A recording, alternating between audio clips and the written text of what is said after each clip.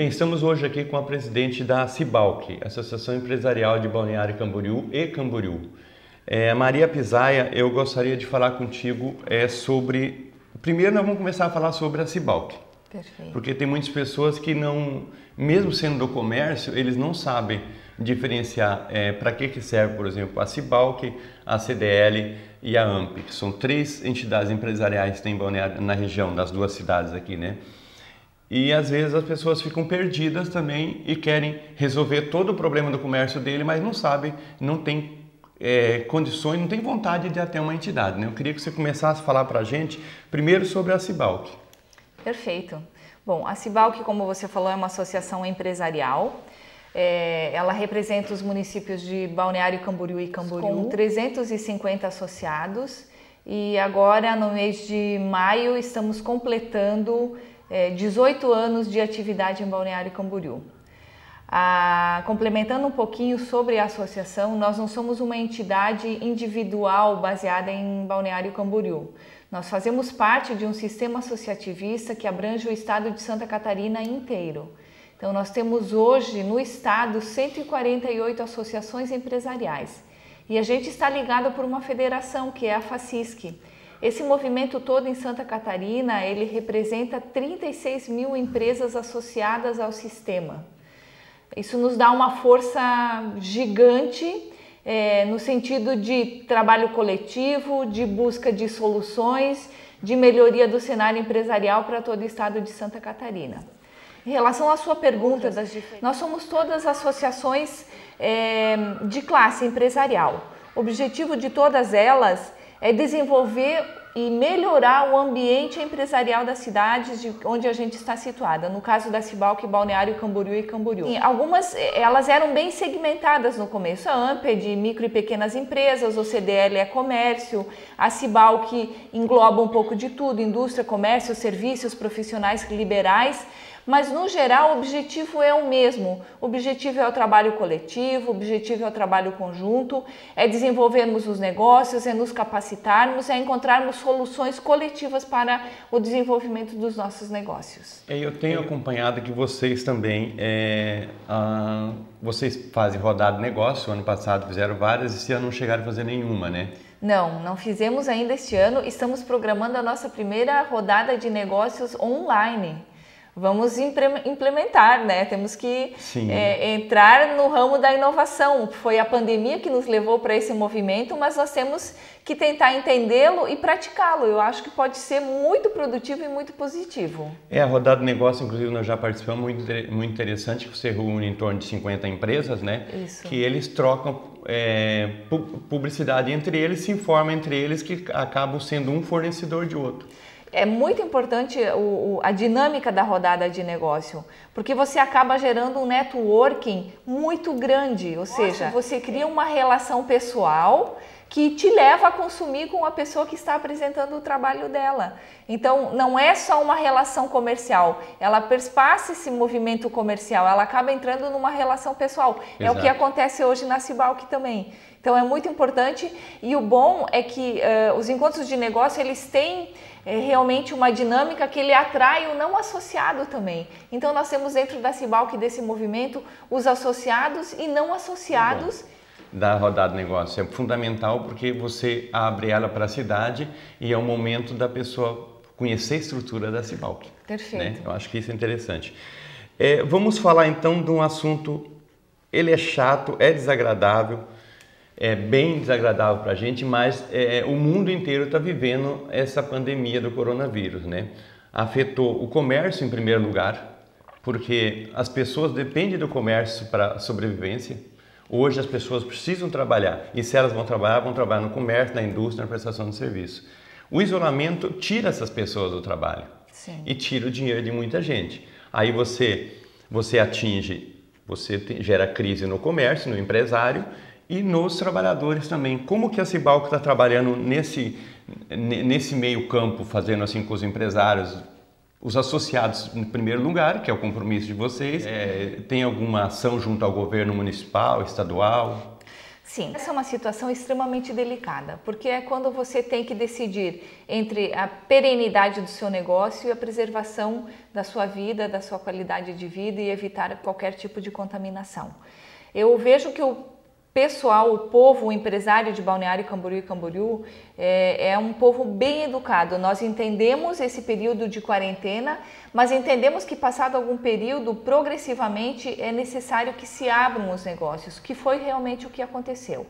Como que a Cibalc agiu nesse período de pandemia?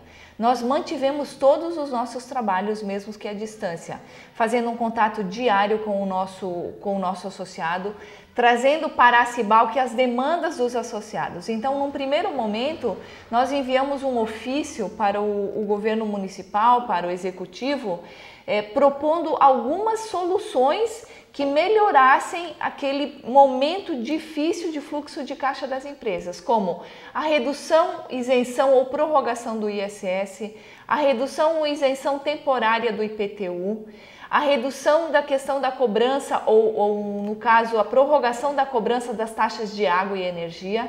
E todas essas medidas, elas foram muito bem acatadas pelo governo municipal. Na verdade, foi uma demanda da Cibalc, mas que havia o apoio de todas as entidades, porque são realmente ações que melhoram o dia a dia da empresa que já está sem fluxo de caixa.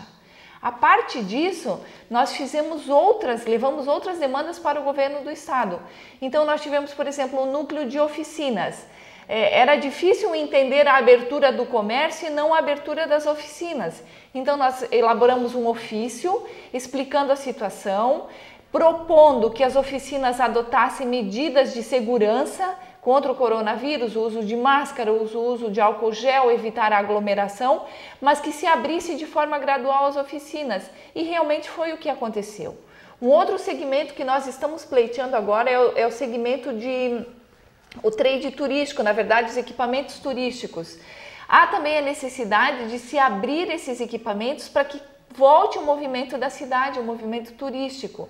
Então, nós também enviamos uma carta propositiva de abertura gradual, com redução de quantidade de pessoas nos equipamentos, com o uso de todas as medidas protetivas de álcool gel, de máscaras, de afastamento entre as pessoas que vão utilizar os equipamentos turísticos, para que a gente tenha uma volta gradativa das atividades e isso comece a gerar economia. Você está falando sobre a parte turística, o aparelhamento turístico, né? Outro setor que parou completamente, porque os hotéis continuam fechados praticamente. Mesmo que eles estão abertos, as pessoas não conseguem viajar, né? A não ser carro próprio. Beto Carreiro, Cristo Luz, o Bondidinho, está todo mundo fechado. Inclusive, a semana o pessoal está se movimentando, estão querendo até fazer uma passeata para reivindicar isso junto ao governo do estado, né? Nessa relação, como você vê, desemprego, dá para ter uma base assim sobre a quantidade ou porcentagem de desemprego nas duas cidades? Sim, é natural que nesse período de crise em que os negócios ficaram fechados e a gente entende que a realidade dos nossos negócios é micro e pequeno empresário e que o fluxo de caixa e a capacidade financeira das empresas ela não é tão grande, que haja desemprego.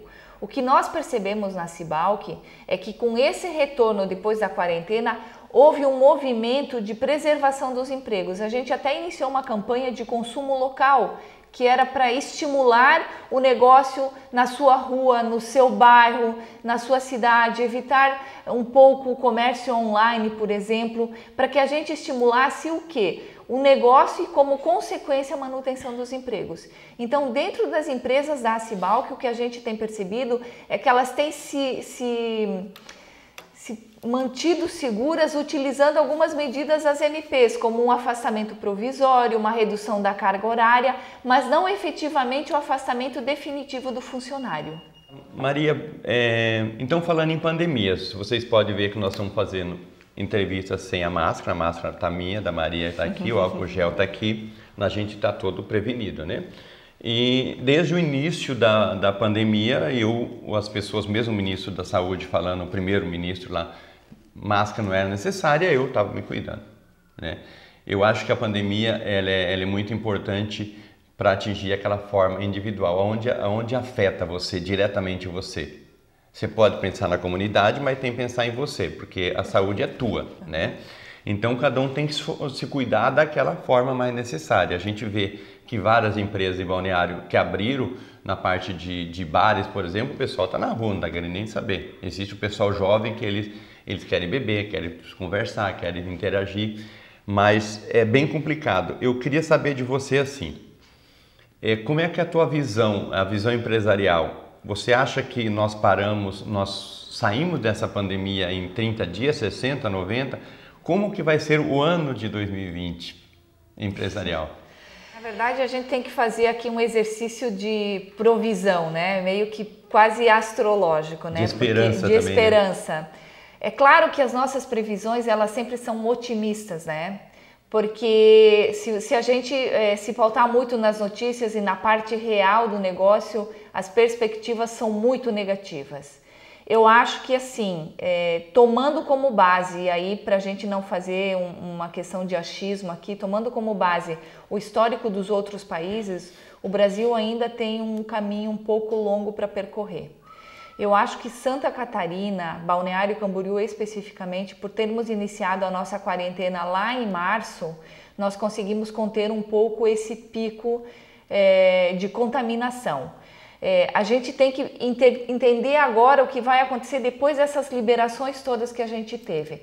Então já estão se passando aí 15 dias das liberações. A princípio o índice de contaminação tem se mantido, não tivemos tido um aumento de óbitos, pelo menos aqui na nossa região. Eu entendo que talvez a gente esteja fazendo da maneira correta. O que é necessário nesse momento e que o Poder Executivo tem feito de uma maneira muito diferenciada, que é essa conscientização, é o envolvimento da população na adoção de medidas preventivas. Eu acho que tem que haver uma consciência. A gente fala tanto que depois da pandemia nós vamos sair pessoas melhores. Eu acho que nós temos um longo caminho para percorrer, eu acredito sim nisso, mas eu acho que nos tornamos melhores à medida que neste momento a gente se preocupe com o próximo. Ok, eu posso não querer usar máscara, mas eu tenho que preservar a vida do próximo, porque eu posso estar contaminando a pessoa. Então, o que eu entendo? Eu entendo que é um momento de evoluirmos ainda nesse sentido, porque não vai ser do dia para a noite que a gente vai parar de usar máscaras, que vai parar de frequentar ambientes aglomerados. Isso vai ser gradativo e eu acho que isso vai se estender durante o ano de 2020. Em relação à economia, eu vejo que nós temos ainda um longo caminho pela frente. Fala-se muito em 3 ondas, né? Que nós temos aí a onda da saúde, a onda da economia e depois a onda jurídica também por conta das medidas provisórias. A onda econômica, a gente ainda não chegou no pico dela, porque muitas empresas, como eu falei anteriormente, elas têm um fluxo de caixa para manter a sua empresa por 15 dias. Esses 15 dias já foram tomados lá na quarentena. Então, se não houver um retorno do comércio e do estímulo do comércio local de uma maneira mais intensa, com algumas medidas de estímulo do governo, nós teremos um longo caminho pela frente para a recuperação dos nossos negócios, do mercado e da indústria. Então, por mais que eu seja otimista, por mais que eu tenha fé, por mais que eu veja sempre o lado positivo de qualquer relação, de qualquer situação, eu entendo que 2020 vai ser um ano de recuperação. Então não podemos esperar demais. Vamos falar então de um óbito diferente. Vamos lá. Nós estamos numa visão empresarial. O óbito das empresas. Nós já estamos vendo em Balneário Camboriú, eu acho que pelo que nós andamos no centro, na parte central, que o termômetro chama-se Avenida Brasil, eu creio que 10% dos comércios já fecharam. Você acha que eles aguentam até o final do ano? Porque os aluguéis são dos mais caros, talvez os aluguéis mais caros de Santa Catarina são de Balneário Camboriú. A Avenida Atlântica você imagina que é caríssima, né? Então qualquer espaço são 20, 25 mil reais ou mais. E a loja sem faturamento ela não vai conseguir. Você acha que essas empresas vão conseguir suportar ou... Houve até no começo uma menção de regulação do aluguel, que eu acho que por mais que haja crítica por você interferir nas relações privadas de comércio, poderia ser algo que teria ajudado as empresas a se manter. O que eu vejo é que deve-se, a partir de agora, iniciar uma nova relação entre locador e locatário. Porque as empresas só vão sobreviver se conseguirem reduzir seus custos. E o custo mais alto das empresas é mão de obra e aluguel na Avenida Brasil, porque é um dos aluguéis mais caros que a gente tem. Então, o que eu vejo? Eu vejo que sim, há possibilidade delas se manterem, se houver a boa vontade das pessoas e de quem estiver alugando seus imóveis de negociar o valor desse imóvel. Ela tem duas opções, ou ela vai ficar com o imóvel vazio sem alugar, ou ela negocia o imóvel.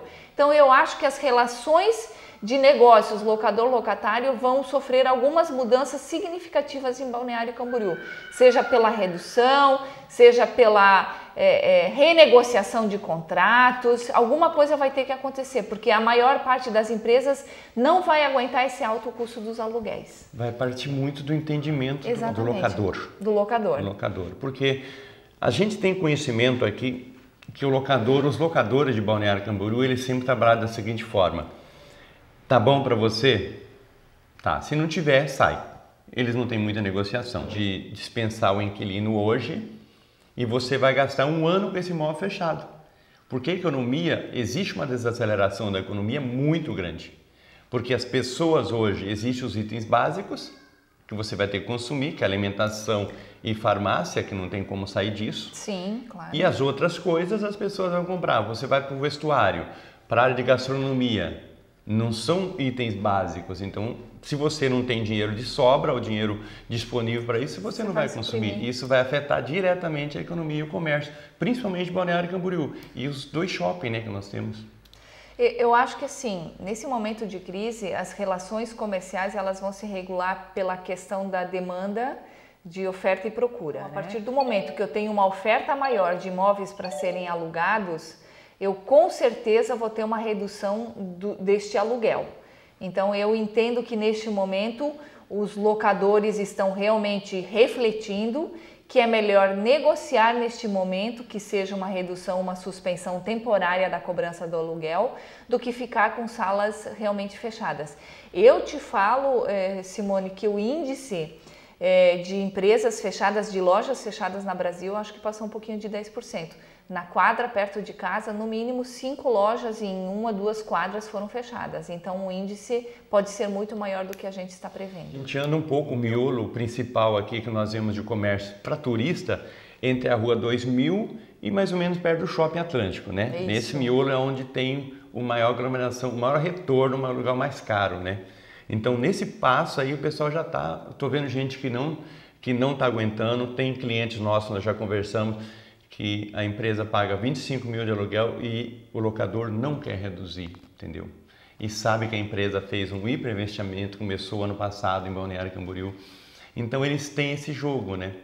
Infelizmente não tem controle, né? Infelizmente não tem controle. Não existe lei exatamente para isso. Não tem lei, é uma relação comercial entre duas partes. Então não tem a lei, mas eu acho que vai ter que prevalecer o bom senso. Nós estamos num processo de mudança. A gente entende que as pessoas vão ter que repensar a relação comercial dos seus negócios. Então eu acho que tanto o locador quanto o locatário vão ter que sentar numa mesa, como estamos aqui, e discutir e ver qual vai ser a solução do problema. Nós temos uma crise de bom senso, uma crise de honestidade a nível nacional, né? Uma crise de uma série de coisas que as pessoas hoje, infelizmente, você polariza. Se você criticar determinadas atividades, determinadas ações, você é de direita. Se você criticar outra, você é de esquerda.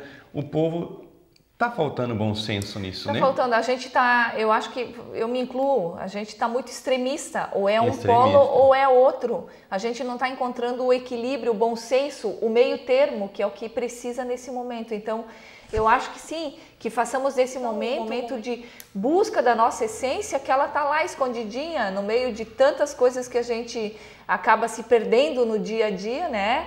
Mas que a nossa essência base do colaborativo, do associativo, né? Do bem-estar do próximo, ela continua lá dentro. Por isso que o associativismo ele é muito interessante, porque você, dentro de uma empresa, você tem 350 sócios aqui. Esses 350 sócios, eles divulgam os produtos deles de um para os outros. Acho que isso é interessante. É interessante. Você gera um comércio local. É o fato de eu, por exemplo, hoje, se eu tiver que buscar uma oficina mecânica, um supermercado, um açougue, eu busco comprar sempre do meu associado. Eu me sinto segura levar o meu carro numa oficina que eu sei que ele faz parte do núcleo automotivo. Então gera uma relação de confiança. Vocês têm um selo Acibalg, por exemplo, a empresa chegou, ela é associada, você colocou lá exposta, selo Acibalg, tem isso? Sim, tem isso. O identificador. Eu tenho o identificador. O núcleo automotivo, por exemplo, é bem evidente. Eles têm um selo que eles colocam, núcleo automotivo da Acibalg, que você chega lá de cara, você sabe que ele faz parte de um movimento. Isso é muito importante. As pessoas têm orgulho de se identificar como Acibalg, os empresários. Então, e sem contar que isso te dá um respaldo, né? Eu acho que é muito importante. Vamos falar um pouquinho de política local. Não é muita função da associação, mas, por exemplo, como que você tem tido... Você está na associação há mais de um ano, né? Sim, estou no meu segundo ano. Com o teu mandato, né? Isso, no meu mandato. Mas você é sócia há muitos anos. 10 anos já. Isso.